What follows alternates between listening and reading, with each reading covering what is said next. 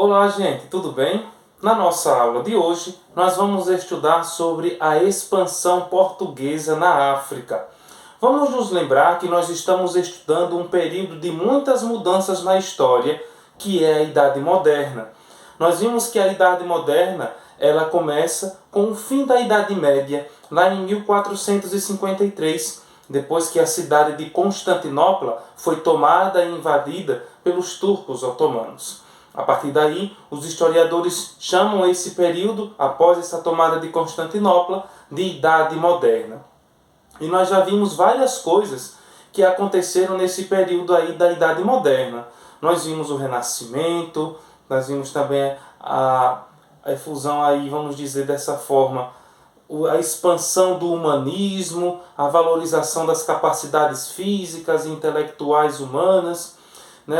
A sociedade na Idade Média principalmente vivia muito o teocentrismo, que era Deus como centro de tudo. Depois vai deixar isso de lado e vai dar lugar ao antropocentrismo, que é o homem como centro de tudo, o seu saber científico. Era essa a visão que eles tinham, principalmente no humanismo. E aí nós vimos também as reformas religiosas, ou seja, era um período que estava passando, que a Terra, vamos dizer assim, estava passando por transformações, o mundo estava passando por transformações. E isso não aconteceu da forma de sequência que nós estamos vendo, primeiro uma coisa, depois outra. A maioria desses fatos aconteceram todos ao mesmo tempo, mas para facilitar os nossos estudos e a nossa compreensão, a história divide em partes para que fique melhor a compreensão. Nós vimos também que nesse período ocorreram as grandes navegações, que foi o nosso assunto da última aula. Nós vimos a disputa muito forte entre os reinos da Espanha e de Portugal por territórios, que terminou lá no Tratado de Tordesilhas, em 1494, com a divisão das terras supostamente descobertas. Nós vimos porque não é correto usar esse nome. A divisão dessas terras entre Portugal e Espanha. E agora nós vamos ver também nesta aula de hoje que Portugal ele expandiu. Ele não quis ficar só com aquela divisão que foi dito pelo Tratado de Tordesilhas. Portugal quer se expandir para a África. O Tratado de Tordesilhas dividia o continente americano. Portugal queria mais. E nós vimos por quê? Porque Portugal foi, vamos dizer assim, saiu em desvantagem com essa divisão do Tratado de Tordesilhas. Então, durante as grandes navegações, entre os séculos XV e a partir do século XV, XVI, até o século XX, Portugal ele dominou o continente africano. Então, qual era o objetivo inicial e principal do domínio de Portugal sobre a África? Era encontrar uma nova rota para as Índias. Era um local onde se vendia, vamos dizer assim, onde tinha as especiarias, que eram produtos raros que estavam desenvolvendo muito o comércio na região no continente europeu. E nós vimos o que eram essas especiarias. Especiaria é algo especial, que hoje não é tão especial dessa forma, como o gengibre, o alho e dentre tantas outras coisas, a pimenta. Então Portugal estava em busca dessas novas fontes de riqueza que estavam aí deixando o comércio na Europa a todo vapor. Então Portugal vai chegar em 1415 em Ceuta, que era uma região da África, vai começar a estabelecer aí, formar um comércio, porque era o que ele queria desenvolver. Depois, em 1460, ele vai dominar as ilhas de Cabo Verde com o objetivo do comércio de escravizados. Aí onde vai entrar uma parte muito triste da nossa história, que foi o período da escravidão. E eu quero aqui, falando nesse contexto de escravidão, fazer uma observação. Quando nós vamos falar das pessoas que vieram do continente africano à força para o Brasil, para trabalhar naqueles trabalhos pesados e serem humilhados e sofrerem tanto como nós vimos, nós chamamos essas pessoas de escravos. E esta não é a palavra correta. A estas pessoas nós devemos dar o nome de escravizados. Ou seja, escravizado é algo imposto, algo que eles foram obrigados a fazer. Eles foram obrigados a viverem daquela forma. Quando eu digo escravo, eu estou dizendo uma condição natural. Eles já nasceram para ser isso, e na verdade não. Nenhum deles saiu de lá da África para vir aqui ao Brasil, dizendo, eu quero ir para o Brasil porque eu quero apanhar, eu quero sofrer, eu quero ser humilhado, eu quero trabalhar o dia e a noite inteira, na grande maioria das vezes, quando acontecia, sem parar, porque eu acho bom, eu quero viver assim, eu nasci para isso. Não. Eles foram obrigados ao que foi imposto, colocado sobre eles. Então, por isso que a palavra correta é escravizados, não escravos. Quando nós estamos falando deste contexto da África, da relação África com o Brasil. Depois, em 1470, Portugal vai chegar na ilha de São Tomé. Tudo isso que eu estou dizendo nesses locais são na África. Entendo outra coisa também, porque muitas pessoas não entendem. A África não é um país. A África é um continente, assim como existe o continente africano. Quer dizer, o continente americano, perdão. A África é um continente, e um continente é formado por países. Então, em 1470, Portugal chega na ilha de São Tomé, que vai estabelecer aí um contato, uma relação com o Reino do Congo, a questões comerciais, né, fazer parcerias entre aspas, comerciais. A partir de 1502 ele vai chegar na Ilha de Príncipe e vai desenvolver algumas técnicas agrícolas, ou seja, desenvolver algumas coisas da agricultura, principalmente da plantação da cana-de-açúcar. Também vai ser desenvolvida a criação do gado. E aí eles vão Portugal vai instalar as capitanias hereditárias. O que é uma capitania hereditária? Essa capitania hereditária, Portugal desenvolveu somente na África? Não. Aqui no Brasil também. Essa capitania hereditária eram faixas de terra, o território era dividido, né? Essas faixas de terra eram dadas, entre aspas, para que uma pessoa administrasse, essa pessoa era chamada de donatário. Um capitão, uma pessoa que organizava, que estava à frente, que tinha poderes também militares, em sua maioria, sobre aquele território, é claro. Então, nessas capitanias hereditárias, ou seja, eram faixas de terra dadas a um administrador, um donatário. Por que recebe esse nome de hereditária? Hereditária porque era passada de pai para filho. Se aquele donatário morresse, o filho era quem ficava na administração. Lembrando, não era dele. Ele estava ali para administrar em nome da coroa portuguesa. Então, continuando, em Angola, em 1482, Portugal foi em busca de metais preciosos, escravizados, e aí houve toda a questão do uso da violência e de tudo aquilo que nós já sabemos, já conhecemos pela história e que nós vamos desenvolver ao longo do ano nos nossos próximos assuntos. Houve também a expansão do catolicismo, onde Portugal fosse o objetivo, que ele estava em parceria com a Igreja Católica, podemos dizer de certa forma, era expandir onde ele chegasse a religião católica. E também Portugal estava aí em busca de rota, novos caminhos para as Índias, em busca das especiarias. Em 1497 ele vai chegar em Moçambique, também na África, em busca do ouro.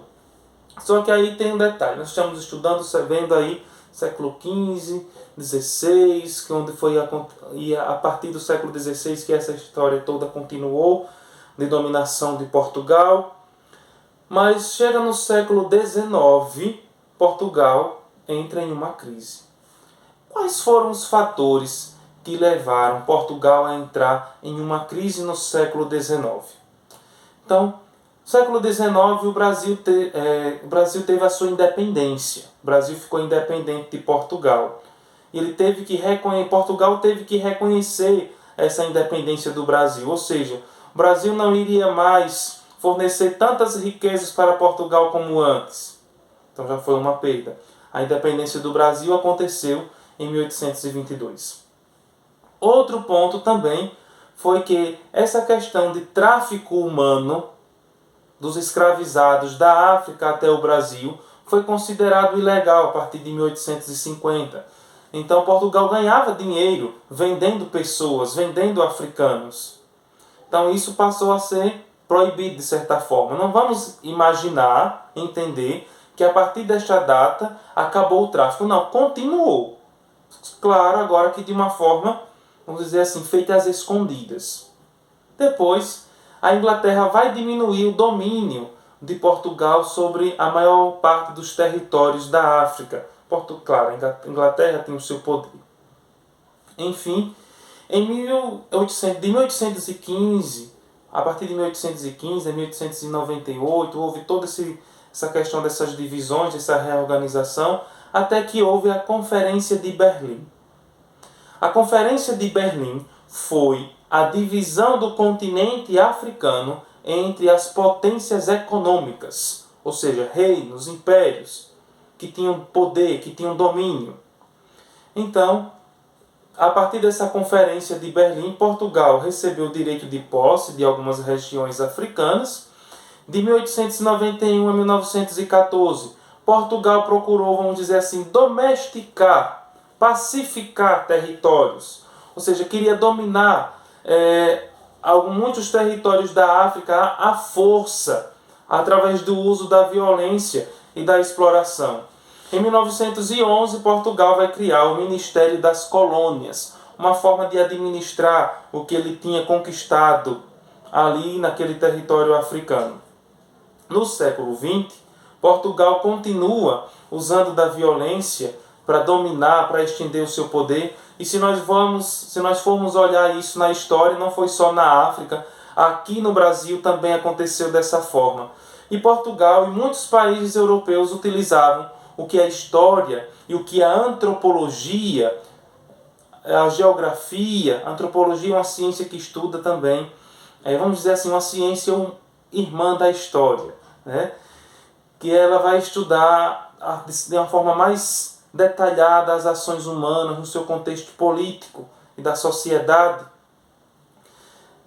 Esses termos, vamos dizer, essas ciências humanas, usam uma palavra chamada de etnocentrismo e o eurocentrismo, para, vamos dizer assim, explicar algumas das ações que esses países exerciam, esses reinos exerciam sobre a África e sobre o Brasil. O que é o eurocentrismo? Euro vem de Europa, centrismo, centro. A Europa como centro de tudo. Então tudo tinha que ser conforme a Europa quisesse, conforme os dominadores da Europa determinassem. Tinha que ser feito daquela forma. Se não vivesse como a Europa, se não tivesse os costumes, a cultura da Europa, então para eles, aquelas pessoas não eram nem gente, não era nem povo, né? Era uma coisa qualquer, eram animais. E o etnocentrismo. O que é o etnocentrismo? Etnocentrismo é aquelas pessoas que consideram a sua raça, se podemos utilizar ainda esse termo, né? Hoje nós usamos mais etnia, né? Que é para identificar a raça humana, vamos dizer assim. Então, etnocentrismo são aquelas pessoas que consideram, para ficar mais fácil de vocês entenderem, a sua raça melhor do que aquela outra. Então, Portugal, esses países da Europa utilizavam muito isso, o etnocentrismo. E aí, nós temos até um detalhe aqui, uma confirmação, aqui no Brasil.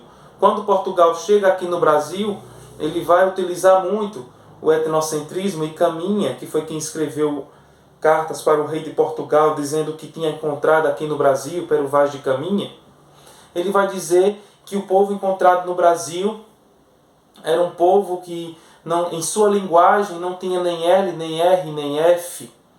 Que é isso? L, um povo que não tinha lei. R, um povo que não tinha rei. F, um povo que não tinha fé.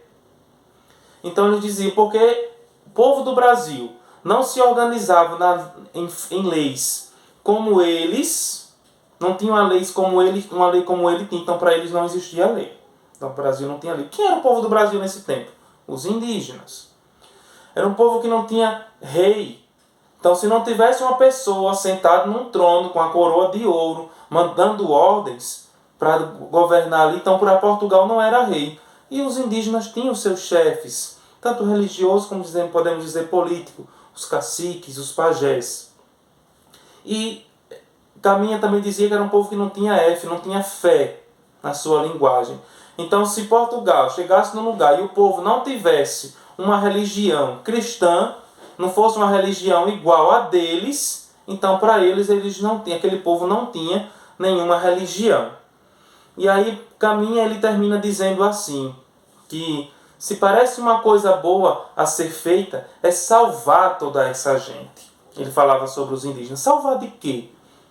Se eles estavam ali para explorar, destruir o que aqueles povos tinham construído e viviam. Não, os povos indígenas, se tinha alguma coisa que eles deveriam ser salvos, eram desses colonizadores que, em sua grande maioria, destruíram a vida de tantos deles. Então, é quase que impossível falar da África sem falar de Brasil. Tem um historiador, um estudioso, que eu não me recordo agora o nome, que ele dizia assim: existe uma história da África sem o Brasil, mas não existe uma história do Brasil sem a África. Né? Ou seja, no sentido que ele quis dizer assim, são os africanos, né? Porque a construção, o que ele quer, não entendo, não é que ele está dizendo que os indígenas não têm a sua cultura, a sua história. Tinha. Ele está falando do período da chegada dos africanos aqui.